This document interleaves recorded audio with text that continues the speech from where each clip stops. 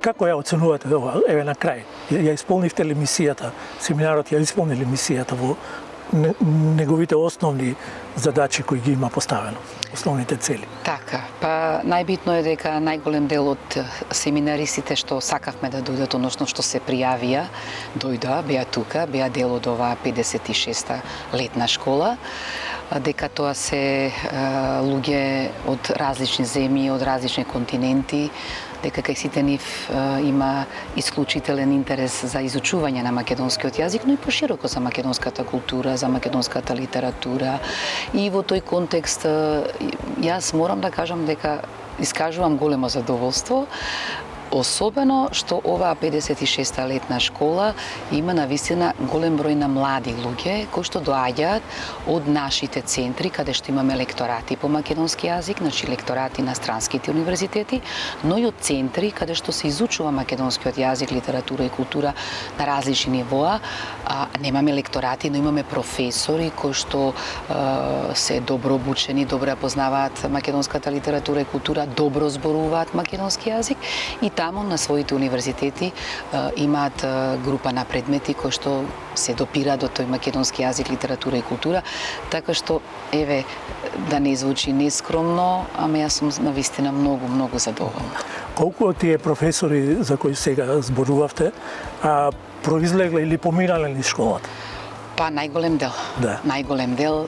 Нема некој од нив кој што не бил на летната школа. Во последно време се обидуваме тоа да го интензивираме и да бидат поблиску со нас и со нашите достигнувања на полето на македонистиката и преку организирањето на зимската школа. Ние оваа година организиравме и третата зимска школа. Таа е на далечина или популарно кажано онлайн, ама ете и за тоа имаме интерес. Дури еве сега оние кои се збогуваат, кои си заминуваат, кои пополека ги пакуваат куферите, веднаш кажуваат, прашуваат, кажуваат дека сакаат да учествуваат на наредната зимска школа и прашуваат дали ќе има нова зимска школа. Тоа значи дека постои одреден континуитет во однос на создавањето на македонистите ширум светот, таму каде што ги има, и дека тоа зборува за еден, пак ќе речам, континуитет и за една одржливост на целиот овој популаризацијата и афирмацијата на македонистиката и македонскиот јазик и култура. Така е, затоа што сепак летната школа 56 години во континуитет. Значи, далечната 67-ма се случило тој прв собир на странски македонисти и во континуитет без престан. Значи, имало тука и премрежја на Балканот, и кризи, и воени действија, сега да бидеме искрени, и други некакви обштествени, така натаму финансиски кризи. Меѓутоа, тој се одржал, па беше предизвики пандемијата. Меѓутоа, тој наоѓаше облици како да се одржи и како да се случат тие летни школи, па ете и во пандемијата бевме меѓу првите во регионот кој што ја реорганизира летната школа како летна школа на далечина, онлайн, тоа беше прв пат и за нас како искуство, но и за семинаристите, за учесниците. Така што мислам дека тие летни школи се всушност една исклучителна значајна точка на македонското општество, многу битна точка, бидејќи всушност континуирано повеќе од половина век создаваат странски македонисти.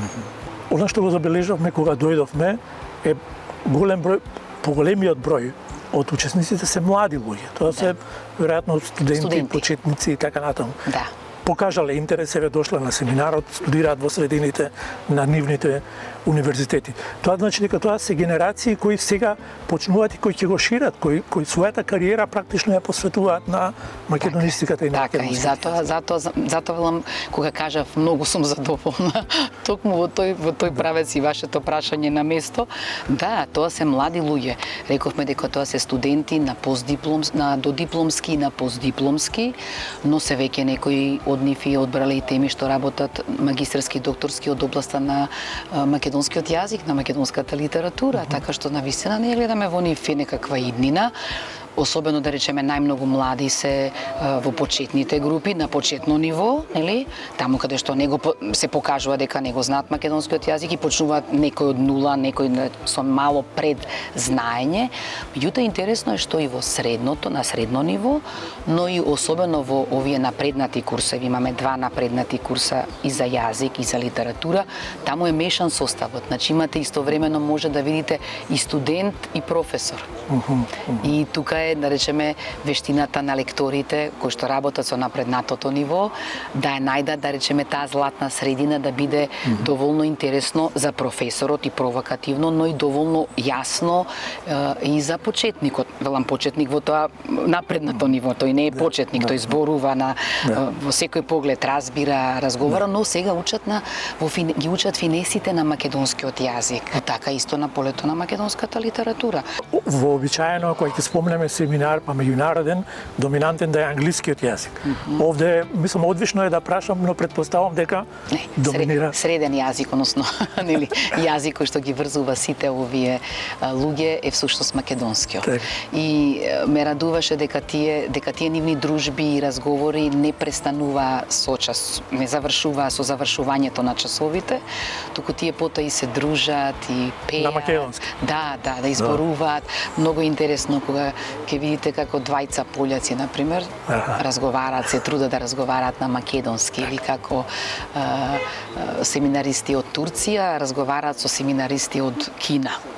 Секако на македонски се обидуваат да ги направат тие први нели разговори на македонски, да. Кога говоревте за различните генерации во напредните групи, спомнавте дека таму има искусни познавачи македонисти и професори на универзитети кои заедно со помладата генерација. Што значи тоа? Тоа значи дека тие, иако се искусни, биле во изминатите години еднаш, 2 пати, некој може би и повеќе, сепак доаѓаат и покажуваат интерес, можам ли тоа да го наречам, во усовршувањето на јазикот? Да, тие сметат дека јазикот се учи додека си жив. Затоа што јазикот е жива материја. И ние го менуваме јазикот. Значи јазикот се сообразува со новите моменти животни, општествени, културни, социолошки и така натаму. Јазикот, македонскиот јазик не е истиот оној што бил во 50-тите и овој што е сега, нели, на прагот на 3-та деценија на 21-виот век. И секако дека особено се интересираат и за она што се случува на полето на литературата, затоа што рековме дека највисокото ниво на македонскиот јазик е токму во литературата, во книжевноста, во книгата. Тие мора да следат и нови автори, појавата на нови автори, на нови книги, на нови манифестации. И тоа е за нив, нели, секогаш предизвик, така што јазикот и тие мора да го совршуваат јазикот. Неизбежно е да ја прашам и за политичкиот контекст во кој се наоѓа нашата држава во последниве 2 или 3 години, во кој постојано сме приморани да го афирмираме и уште еднаш да го нагласиме постоењето, самостојноста, автентичноста на македонскиот јазик, на македонскиот идентитет и така натаму. Дали таа тема е доминантна меѓу семинаристите? Дали разговараат, дали прашуваат за овие теми? Интересно е дека семинаристите не се оптеретени со политика. Тие некако природно си се приврзуваат. Меѓутоа интересно е, например, кога ќе видите една голема балканска група во која срби, хрвати, македонци, мислам како лектори од наша страна, турци и така натаму се дружат, пеат, зборуваат. Значи, тие не се оптеретени. Меѓутоа, она што сигурно вас ве интересира, тоа е оној акцент што ние ќе го ставиме со 50-та меѓународна научна конференција. Бидејќи таму, со тоа покажуваме дека ние, или како научна фела, која што целиот свој живот се занимава професионално со проучување, со истражување на македонскиот јазик наспрема другите јазици, на македонската литература и култура наспрема другите литератури и култури. Тоа покажува дека 50 години ви имате една сериозна научна основа во која што постојано се зборува токму за автентичноста на македонскиот јазик, за посебноста на македонската литература и култура. Така што, еве, ги очекуваме, нели, на таа 50-та научна меѓународна конференција, која што е јубилејна, за нас е многу драго, затоа што вие половина век имате еден сериозен влог во таа наука. Значи, ги очекуваме сите нив, меѓу 80-тина колку што се пријавени, 30-тина се од странството, се странски македонисти, слависти, балканисти и тие ни се најголемото оружје кој што кажуваат дека етеа посебноста на македонскиот јазик и во нивните истражувања македонскиот јазик го споредуваат со другите словенски, односно јужнословенски, српски, бугарски, хрватски и така натаму. Но она што е забележливо во изминатите години или две е присутноста, видливоста на активностите на семинарот во текот на целата година. Не само, например, овој период, крајот на август, кога вообичаено се одржува семинарот, а потоа и научната конференција. На што се должи ова? Нас ни се потребни медиумите. Нас ни е потребна, зборувам како меѓународен семинар и како универзитет, бидејќи семинарот, меѓународниот семинар е дел од Универзитетот Свети Кирил и Методи во Скопје. И потребна ни е таа медиумска подкрепа, затоа што отвореноста кон медиумите може да ни помогне, да му помогне и на обичниот човек, на македонецот. Да се чувствува дека сепак не му е, како што нели во еден неврзан разговор го кажавме, не му е се изгубено, воопшто не е изгубено. Јас мислам дека воопшто не е изгубено. Тој мислам дека и не знае дека постои летна школа, дека таа е со толкава традиција, дека таа е, да речеме, буквално, нели, стожер на ова наше современо општество, дека е еден вид на културна дипломатија, бидејќи необременети со политика, можеме да направиме многу повеќе, така и да привлечеме, да ги привлечеме и да привлечеме нови македонисти, но истовремено и да им кажеме на нашите македонци дека и те правиме за македонскиот јазик, литература и култура.